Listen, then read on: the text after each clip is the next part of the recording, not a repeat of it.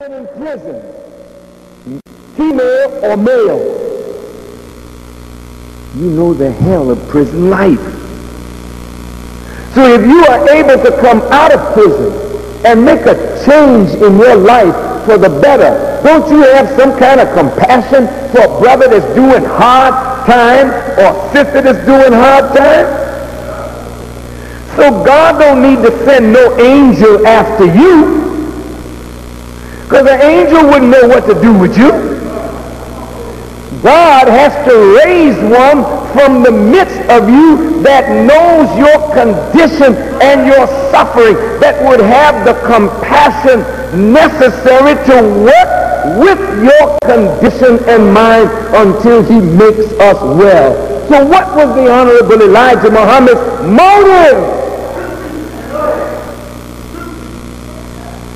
in calling Malcolm out of darkness, in calling Farrakhan out of darkness, in calling you out of darkness, even those of you who don't claim to be Muslims?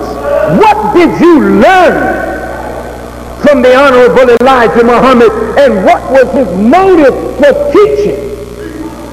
Was it to make money so he could live in a mansion on Woodlawn? Was it to ride in nice cars? What was his motive? His motive is all wrapped up in his mission. It is motive that gives the fire to what you do.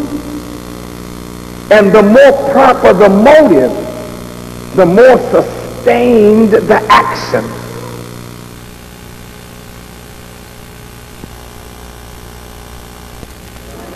His motive is all wrapped up in his mission. It is motive that gives the fire to what you do. And the more proper the motive, the more sustained the action. You better listen. Somebody, I don't want to use that example. Let me put it like this. I'll walk with you a little ways if I really say I want to help you. But to suffer with you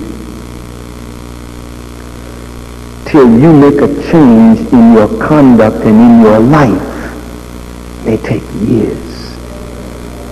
Nobody does that but a mother for her errant child, or a man of God who is entrusted with the responsibility of the reform and transformation of the life of a people.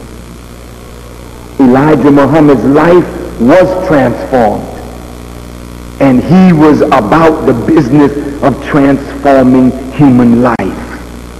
Malcolm was one of those lives. What a joy to correct a pimp. What a joy to correct a hustler, a thief, and a robber. Look at what was brought out of Malcolm. Malcolm was raw genius, buried in prison. And the prisons are filled today with the genius of black men and women who need what Malcolm received.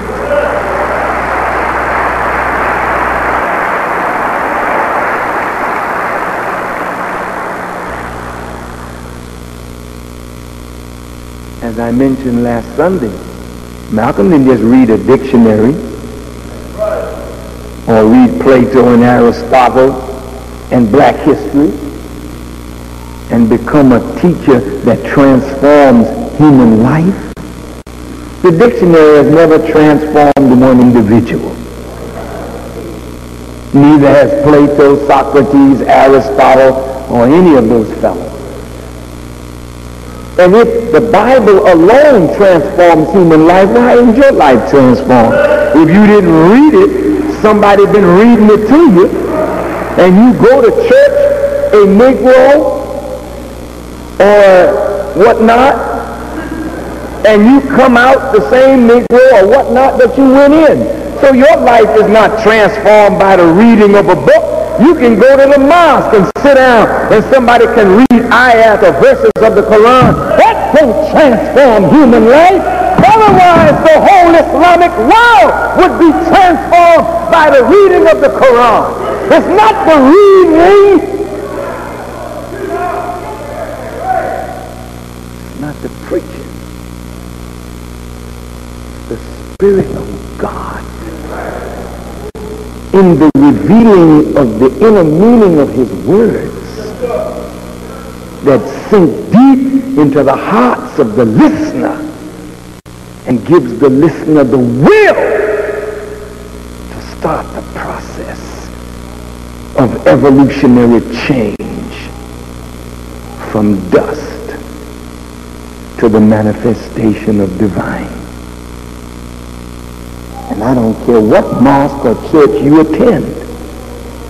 If that imam or sheikh or mullah, if that bishop, that priest does not have the spirit and the right understanding of the Word of God, they'll never bring about a transformation in human life. Malcolm's life was transformed. And all of you who claim to love Malcolm, you don't love him enough to look deep into what transformed his life while you claim him from your lips. You live and act like the nigger that Malcolm condemned. Come on and talk to me. While you claim Malcolm with your lips,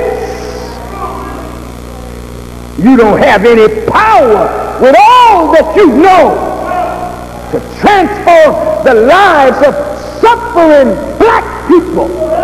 You can give them knowledge, but you can't make them make a change in their lives because you don't have the power. It is not with you. It is not in the college.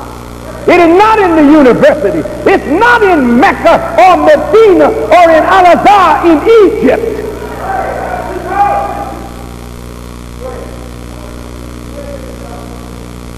Malcolm had power to transform human life. When I heard Malcolm preach, I heard a man versed in the Bible, versed in the Quran, versed in the prophecy, versed in history, and he brought everything that he had read in prison and other places to bear on the Word of God. But the Word of God was primary, not secondary.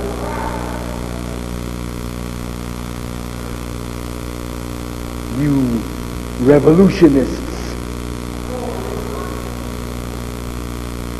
you nationalists, the thing that you hate is religion. Yet that is the thing that gave you Malcolm X from the very beginning. Do you deny that? Then how can you love the apple and hate the tree that produced the apple? Are you a liar? Are you ignorant? Or